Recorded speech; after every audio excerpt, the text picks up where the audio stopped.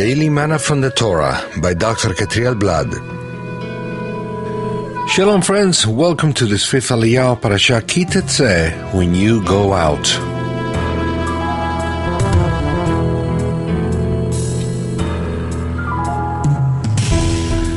This Aliyah can be found in the book of Deuteronomy chapter 23 verse 24 to chapter 24 verse 4.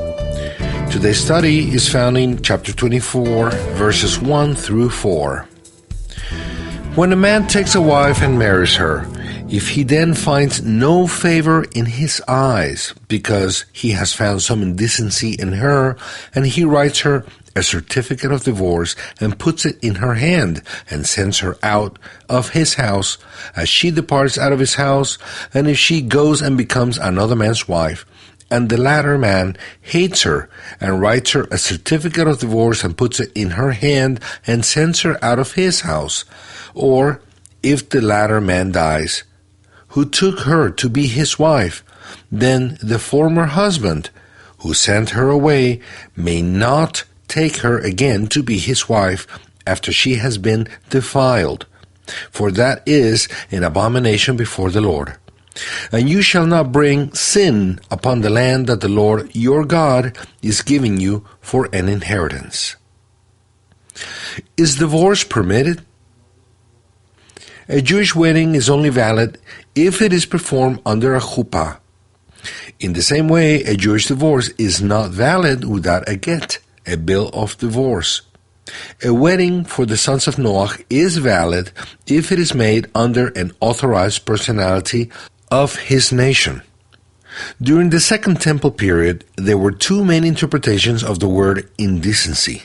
In Hebrew, erva, nakedness, displeasure, lack, inappropriateness, uncleanness, confusion, shame.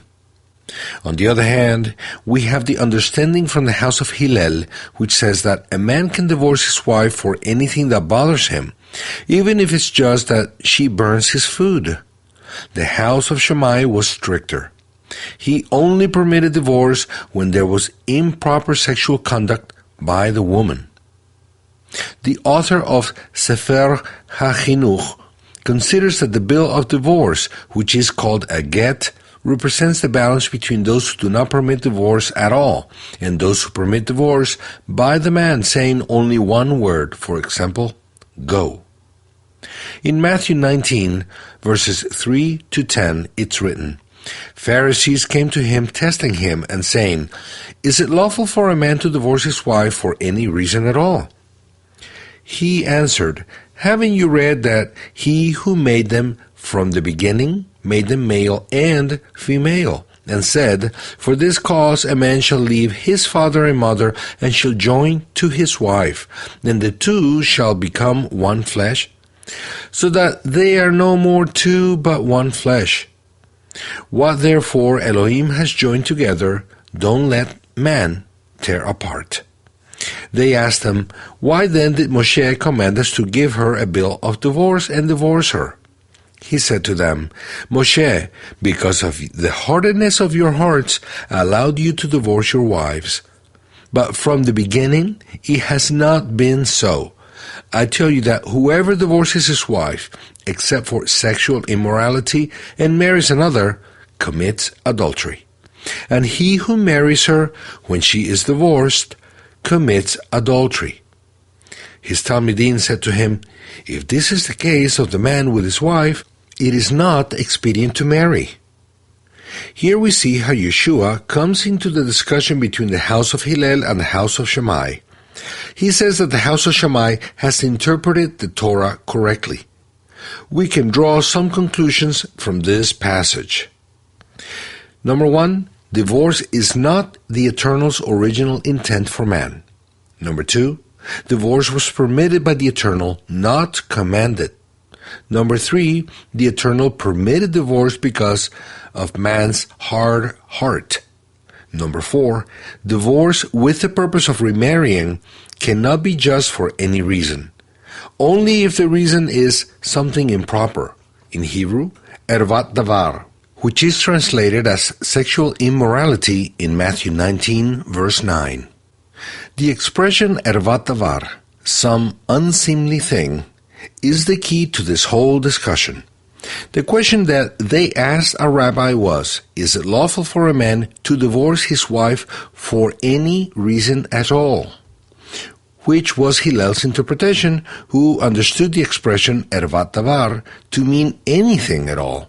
Yeshua answers that ervat davar does not mean anything at all that displeases the man, but that it has to do with sexual impropriety in her, which in Greek was translated as porneia, immorality, fornication, sexual sin, unchastity. However, if she had committed adultery during the time of her betrothal, she was to be stoned, not rejected by divorce. Deuteronomy 22, verses 20 through 24, or Leviticus 20, verse 10. The Torah cannot have two laws concerning the same crime. When a man is to divorce his wife, it must be done by an official act in which he gives her a bill of divorce, which is called a get. This causes the woman to return to an unmarried state and thus has the right to remarry with another.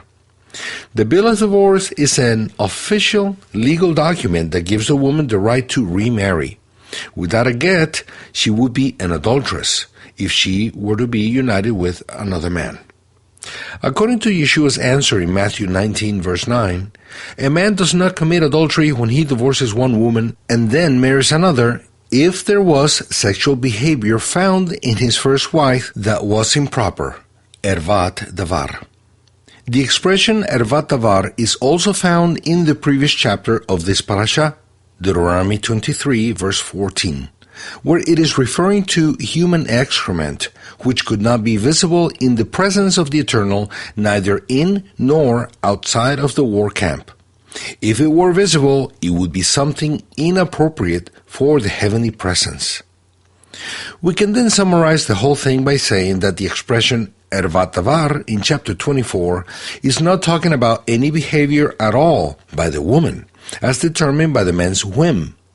Neither does it mean immorality before the marriage or adultery during the betrothal period or during the marriage, but a woman's sexual perversion that is very repulsive to the man, just as excrement on the ground inside or outside a consecrated war camp is repulsive to the heavenly presence.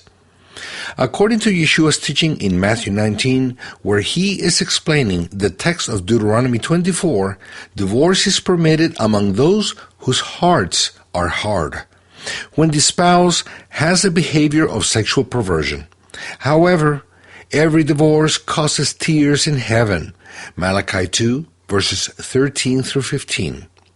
An official divorce, where a legal document is handed over, brings with it the right to remarry. For those who have received the Spirit of the Messiah through the new birth, there is also an instruction in 1 Corinthians 7, verses 10 and 11. To the married I give this charge, not I, but the Lord.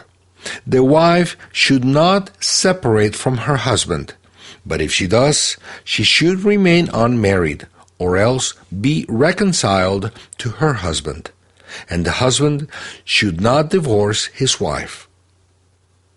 May the Heavenly Father give us grace not to have divorces among us. Blessings and shalom.